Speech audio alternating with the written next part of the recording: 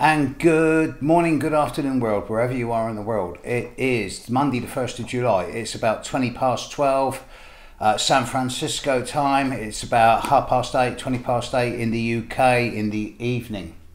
Yours truly is still in San Francisco, about to leave and jump on a big bird in the sky. I will be back in the UK in less than 24 hours, and boy, have I got a lot of work to catch up on.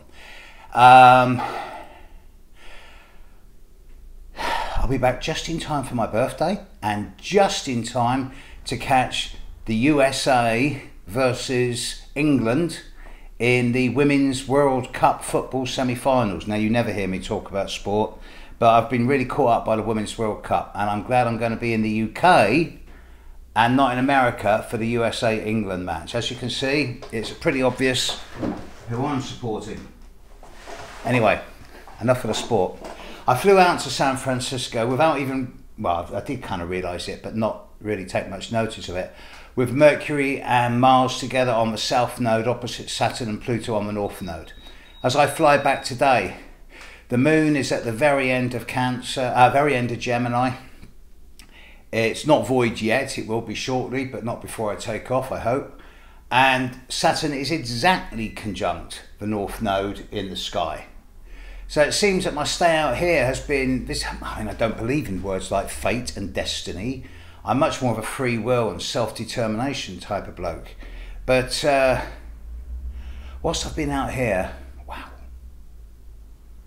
Actually, I'm just going to take a break from routine, and I am going to name a few people. I'm only going to name them by first name.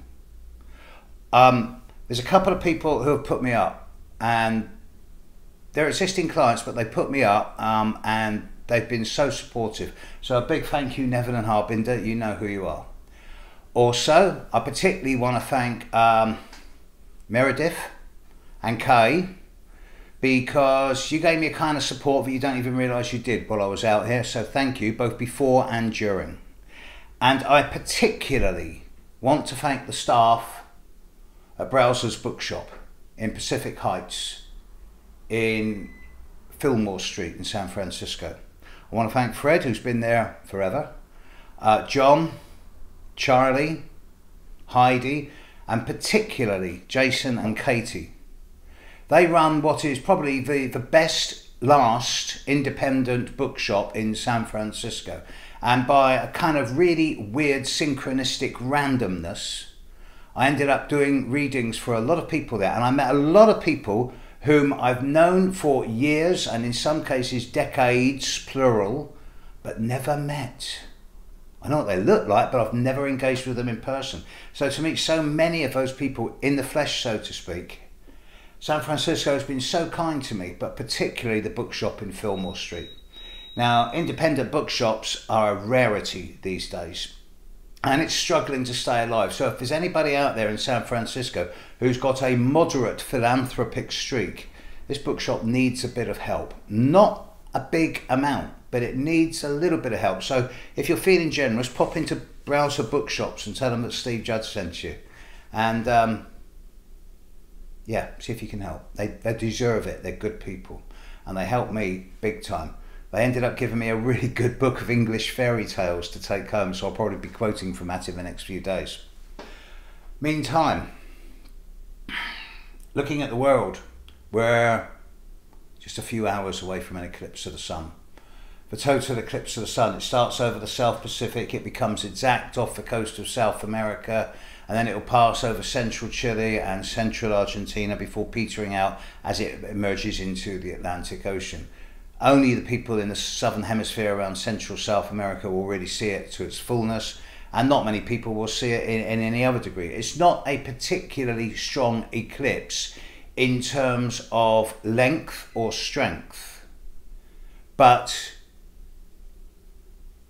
it's pretty big in terms of impact. Now, it's not aspecting any major planets in the sky strongly. It is weakly sextile Uranus. It is weakly square Chiron. It is very weakly opposite Saturn and the North Node.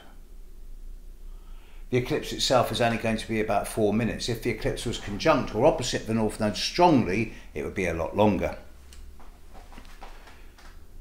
Nevertheless, it is a total eclipse of the sun, and there's a number of intimations out there that suggest that this is a time of pretty crazy developments.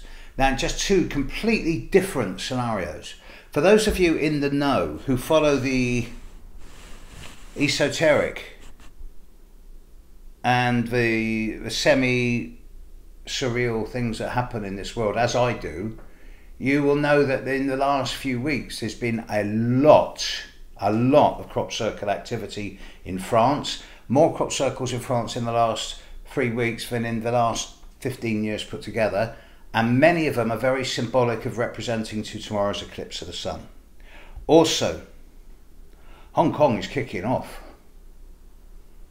Now, I haven't looked at China's chart for a long time, and maybe it's overdue, but I do remember that China's sun is around about 5 degrees Aquarius, and there is a big eclipse of the sun coming up again on January the 24th at around about 4 or 5 degrees of Aquarius. So with Hong Kong kicking off now, this is not something that's going to die down once the eclipse is over. It's going to be interesting to see what happens and whether China will initiate another response similar to Tiananmen Square, or whether it will come at the Hong Kong question in a different way. Obviously the latter is preferable. But yeah, we're in eclipse season. 2 weeks time there's a partial eclipse of the moon at 24 degrees of Capricorn, close enough to Pluto to make a significant difference, and I'll do a video on that one nearer the time. But yeah, at the moment there's a few headless chickens out there. There's a few people shouting off, making a crisis out of what is merely a drama, or in English we say a storm in a teacup. So to the sensible amongst you, to those of you that know a bit of astrology and are familiar with the more esoteric, quasi-magical, don't let your buttons get pushed. You know, this is walk away. Actually say to people that I'll come back to you in a couple of weeks, because it's minute responses at this time could suddenly escalate and exaggerate into something far bigger than they need to be. It's eclipse season, and yeah, it's not a particularly easy time right now. Yours truly is heading back to England, and in a couple of days I'll be back on with the videos again, finishing off the Pluto series, and I've got a new series just up my sleeve. So now I've got to go and run and catch a plane. Catch you later, world. Bye.